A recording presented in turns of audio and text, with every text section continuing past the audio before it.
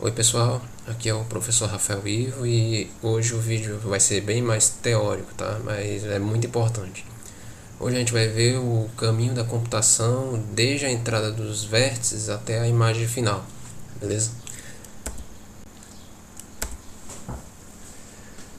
Quando a gente fala em computação gráfica, a primeira coisa que vem à nossa mente, né, é sempre jogos, filmes e etc. E normalmente as coisas feitas nessas aplicações são impressionantes, tá? Então a gente acaba meio que ficando decepcionado quando temos um monte de trabalho para mostrar um mero triângulo na tela. Mas não se preocupe, o processo para exibir um modelo complexo como aqueles vistos em jogos e tal é parecido com o que eu vou mostrar a seguir. Então, vamos lá. Alguns pesquisadores definem computação gráfica como um conjunto de técnicas e métodos para transformar um conjunto de dados em uma imagem, tá? Que vai ser exibida em algum dispositivo, normalmente um monitor. Tá? Então, no vídeo anterior, nossos dados foram 3 pares de coordenadas por vértice, né, e 3 trios de valores para as cores. Tá? Que são esses valores aqui, né, as pares de coordenadas e os valores para as cores RGB de cada um desses vértices. Tá? E aí, junto com algumas definições do OpenGL, a gente acabou gerando um triângulo, né, com as cores se misturando. Tá? Mas só que qual foi o caminho que levou para desses dados o OpenGL gerar essa imagem final, tá? Então, vamos lá. Hoje em dia a gente diz que todo dispositivo gráfico ele é raster, né? Como assim? Ele é formado por pequenos elementos chamados de pixels, tá? Então, assim, o que acontece é que os nossos dados eles ficam lá armazenados na memória RAM. Por exemplo, aquelas coordenadas e as cores estavam lá. E aí, o que a gente fez? A gente fez com que a CPU executasse aquela instrução do OpenGL de enviar o conteúdo aqui da memória RAM para a memória da placa de vídeo VRAM, tá? Mesmo que você não tenha uma placa de gráfica dedicada, alguma coisa similar a esse processo vai ser feito, tá? Beleza. Em seguida, a gente manda a GPU usar os dados da memória dela, tá? Para pegar e fazer o desenho, certo? A saída dessa GPU vai ser uma matriz, um vetor, em que cada elemento dessa matriz vai ser a cor de um pixel. Tá? Essa matriz a gente chama de frame buffer. Beleza? Então só esse frame buffer é que é exibido no monitor dentro de alguma janela. Tá? Então a gente vai agora tentar ver como é que a GPU transforma esses dados nesse frame buffer. Tá? Ok, a primeira coisa é tratar os vértices, tá? Essa é a chamada de Vertex Shader Setup, tá? Então, assim, quando a gente define as coordenadas dos vértices, a gente definiu valores de ponto flutuante, onde as margens eram de -1 a 1, tá? Mas a janela tem outro sistema de coordenadas, tá? Então, você tem aqui a janela do mundo, que era de -1 a -1 até 1, 1, né? Que a gente, onde a gente, tudo que desenhasse que deve aparecer. E isso aqui são as coordenadas da janela em si, da janela gráfica, tá? Beleza, então precisamos aplicar alguma função que mapeie essas coordenadas para esse outro par de coordenadas, tá? E essa etapa do Vertex Shader é que faz isso, ok?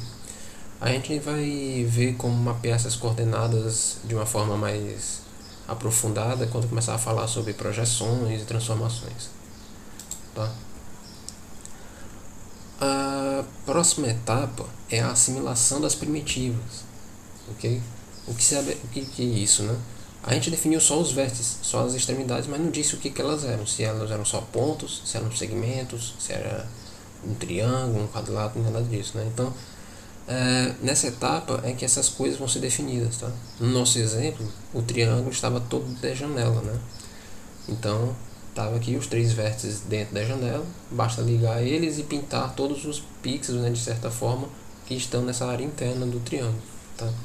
Mas se por acaso não tivesse, né, se tivesse uma parte do triângulo do lado de fora, tá? Como esse caso aqui. Bem, aí nesse caso, esse triângulo ia ter que ser recortado uma parte dele.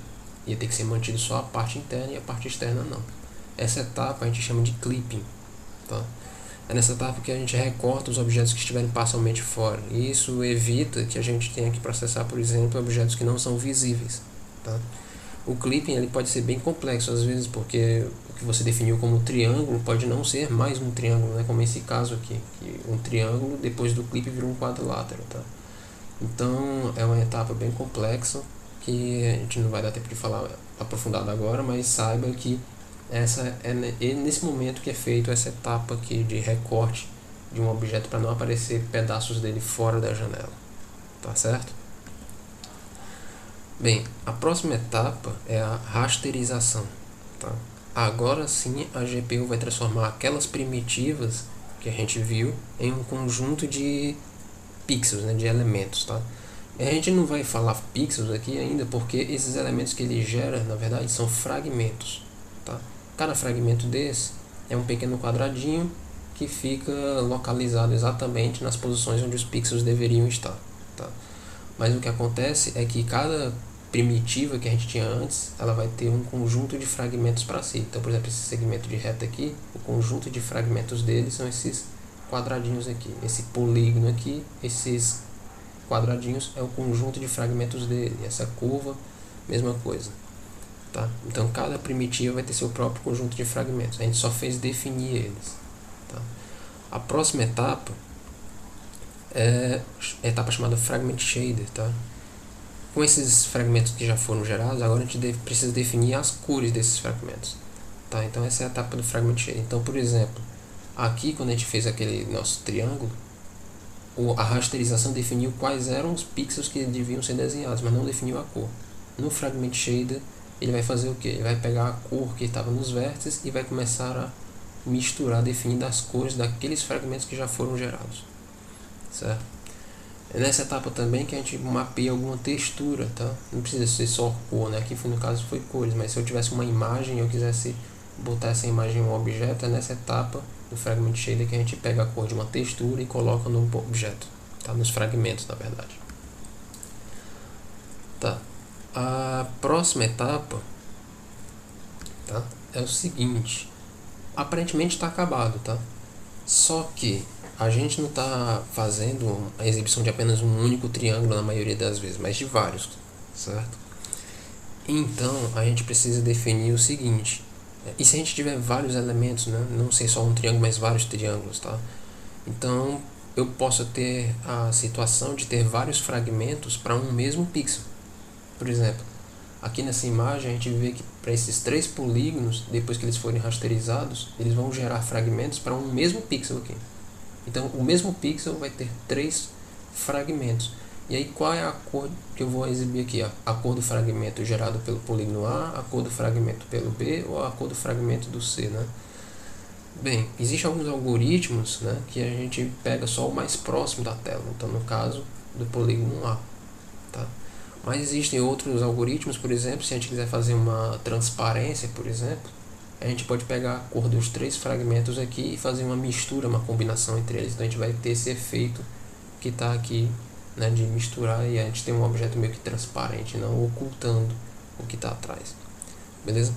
Bem, gente, esse aqui é o processo completo, desde você pegar e enviar os dados até receber a imagem, né? Você pode encontrar esse nome, em vez de pipeline gráfico, pode encontrar pipeline de renderização também. E por que é importante saber essas etapas, né? Se o OpenGL já faz tudo pra gente? É que essas etapas elas podem ser programadas, algumas delas, né? Tipo o Vertex Shader e o Fragment Shader. São etapas que você pode programar, você pode alterar a implementação padrão do OpenGL, tá? E aí você com isso pode fazer efeitos bem mais complexos, beleza? Bem, por hoje é só, deixa um like aí, comenta alguma sugestão ou crítica, segue o canal, ativa o sininho aí para receber a notificação, não é muito frequente, mas a gente vai tentar manter aqui, beleza? Então até mais e tchau!